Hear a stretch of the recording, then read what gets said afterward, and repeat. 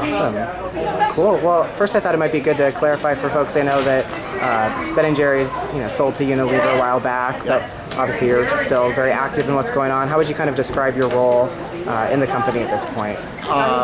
So I'm Jerry from Ben & Jerry's. My title is co-founder. I don't have a functional title. And I get to choose things that I want to be involved in, and I'm very, very interested in consumers' right to know what's in the food they buy and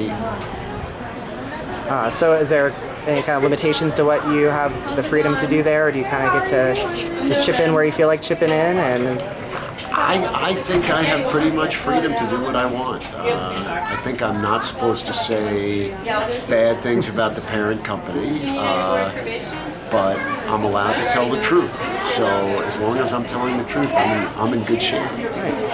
So why is the GMO issue important to you? It's about the consumer's right to know. It's not about if you like GMOs or don't like GMOs. It's simply about telling consumers what's in the food that they're buying and eating so they can make a choice. I think any food company ought to be proud of the ingredients they use, and they ought to be thrilled to tell people about them. I mean, Ben & Jerry's is more than happy to talk about milk and cream from family farmers and fair trade certified cocoa and coffee and vanilla and cherries from right here in Oregon from Jerry Garcia. And as I said, I think any food product you'd want to know about that. If you could wave a magic wand and make it so, would you get rid of GMOs altogether, or? I wouldn't. I don't think there's been enough independent testing on GMOs, but there are certainly people who, for whatever reason, don't want to buy them, don't want to eat it, and don't want to support that kind of high-tech agriculture. And if you want to support more local agriculture, community-based agriculture, non-corporate agriculture, I'm not sure GMOs fit into that. That makes sense. Ben & Jerry's has a long history of getting involved in social causes. Are there other social issues that you're kind of active in at the moment? Ben & Jerry's is really active in the climate issue and global warming. The company just sent a delegation down to New York for the People's Climate March a few weeks ago. So that's one that affects everybody, not just in our home state of Vermont, not just here in this country, but the world over. Absolutely. A lot of people have asked, we kind of put a call out for questions, and a lot of people are curious if you support marijuana legalization and if there could ever be any kind of a weed-inspired ice cream in the future. I don't think the company has a position on that. I certainly support it. I think it's crazy to criminalize marijuana and to treat it as a criminal justice issue. It's a public health issue, and throwing people in jail for minor offenses is just ludicrous. So I think we have to find a much better solution to that. I would not be holding my breath for a marijuana flavor. All right. And then I know you all have a foundation as well. Is there a particular cause or group that you're most proud of funding through that? The Ben & Jerry's Foundation supports small organizations working on grassroots organizing for social justice. And so it's typically people who don't have a voice in the society, immigrants, workers, women, and I'm really proud of the work that the foundation does. Excellent.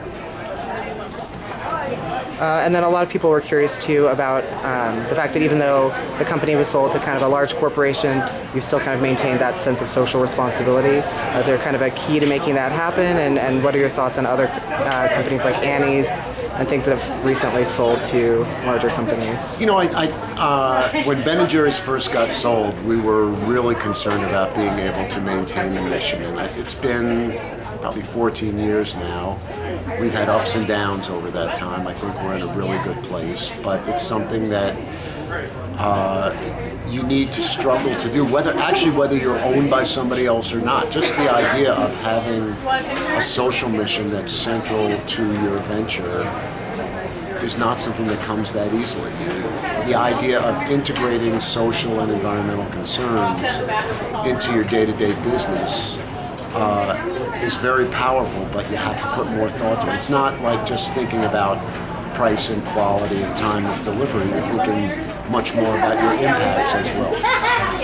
So would you say that maybe companies ought to have a conscience, or at least are capable of having a conscience? Yeah, there's a lot of different ways to have a successful business, and you certainly can be successful without caring about other people and just trying to make money. But the message from Ben & Jerry's is that if you do want to be led by values, if you do want to integrate social concerns into your business, you can do it and still be as profitable as any other company. And then, of course, people are curious. Do you have a favorite flavor? Of course, I have a favorite flavor: Americone Dream.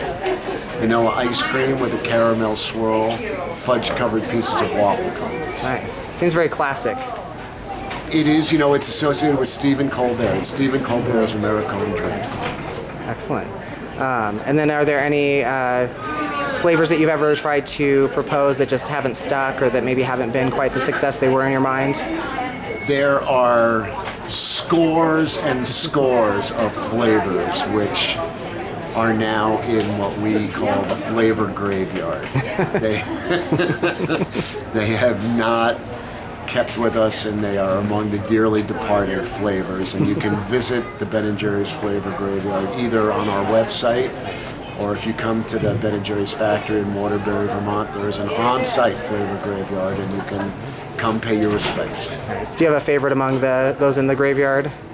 I really miss coconut almond fudge chip. Coconut is a very polarizing flavor. I've noticed people that. Either love it or hate it, and not enough people loved it. Well, sorry to hear that, for sure. Thank you very much. Well, is there anything else that you want folks to know about, either the work you're doing around GMOs, or just kind of what's up, what's next for Ben & Jerry's in general? Yes, on 92. Excellent.